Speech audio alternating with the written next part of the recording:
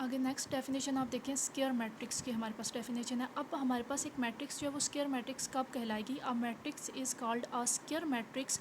आपके पास एक मैट्रिक्स है वो स्क्वायर मैट्रिक्स हम उसे कब कहेंगे? If its number of rows, अगर उसकी रोज़ की तादाद इज़ इक्वल है to its number of columns, उसके कॉलम्स की तादाद के इक्वल है। यानी आपके पास एक मैट्रिक्स है वो आपके पास स्क्वायर मैट्रिक्स कब कहलाएगी? जब उसकी रोज़ और कॉलम्स की तादाद आपस में इक्वल हो।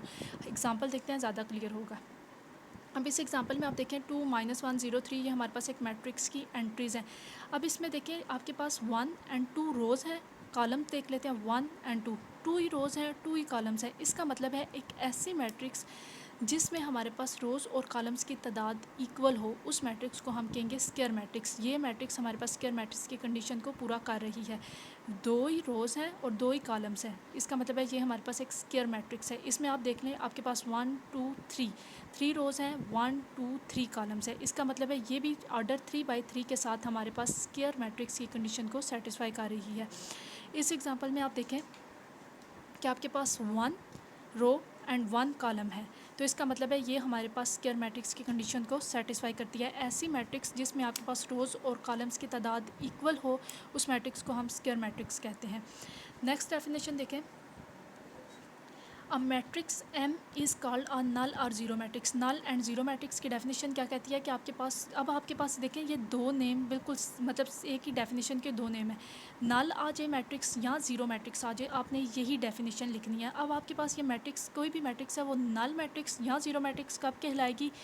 If each of its entries is zero. यानी एंट्रीज़ अब आपको पता है क्या होती हैं, ये आपके पास मतलब मैट्रिक्स के अंदर जो भी हम डिजिट्स लिखते हैं या आप कह लो इंटीजर लिखते हैं, उन सब को हम लोग एंट्रीज़ बोलते हैं। अब वो कहता है कि आपके पास एक मैट्रिक्स है, कोई भी मैट्रिक्स है, तो वो आपके पास ज़ीरो या नल मैट्रिक्स कब कहलाएगी? अगर उसकी सारी की सारी एंट्रीज़ जो हैं वो ज़ीरो होंगी, कोई भी नॉन ज़ीरो ना हो, तो फिर हम कहेंगे कि ये आपके पास नल या ज़ीरो मैट्रिक्स है।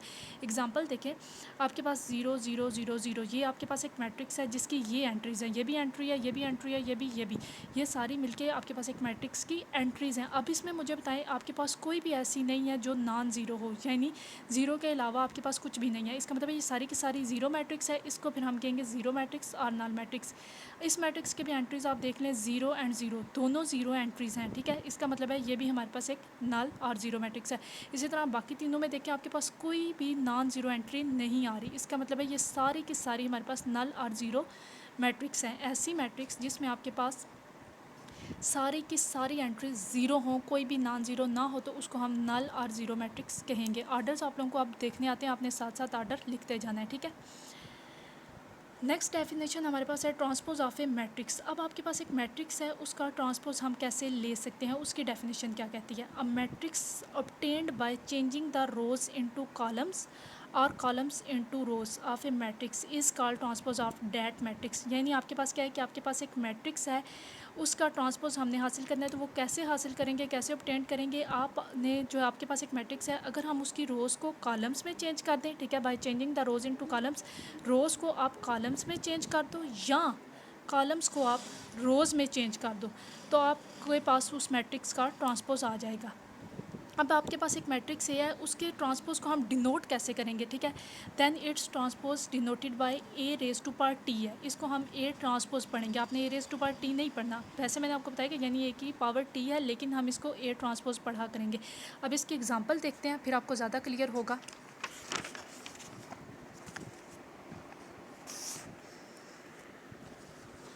इस एग्जांपल में आप देखें आपके पास एक मैट्रिक्स है 1 2 3 2 1 0 -1 4 -2। अब इस मैट्रिक्स का अगर मैंने ट्रांसपोज लेना है तो वो मैं कैसे लूँगी? या तो मैं इसकी सारी की सारी रोज़ को कॉलम्स में कन्वर्ट कर दूँगी या इसके कॉलम्स को मैं रोज़ में कन्वर्ट कर दूँगी। अब आप देखें इसमें हम क्या करते हैं, आपके पास 1 2 3 ये आपके पास रो है, अगर मैं इसको कॉलम में कन्वर्ट करूँ तो यहाँ पे देखिए 1 2 3 ये कॉलम में कन्वर्ट होगी। इस रो को भी मैं कॉलम में कन्वर्ट करना चाहती हूँ 2 1 0 को, तो इधर 2 1 0 कॉलम में कन्वर्ट कर दिया। -1 4 -2 इसको भी मैं कॉलम में कन्वर्ट करना चाहती हूँ -1 4 -2। इसका मतलब है ये मैंने जो रोज़ को कॉलम्स में कन्वर्ट किया वो हमारे पास क्या आ गया है, इस मैट्रिक का ट्रांसपोज आ गया। अब आप नेक्स्ट एग्जांपल में देखें आपके पास, अब मैं आपको बताती हूँ कि कॉलम्स को रोज़ में देखें तो तब भी कोई फ़र्क नहीं पड़ता। अब ये हमारे पास कॉलम है,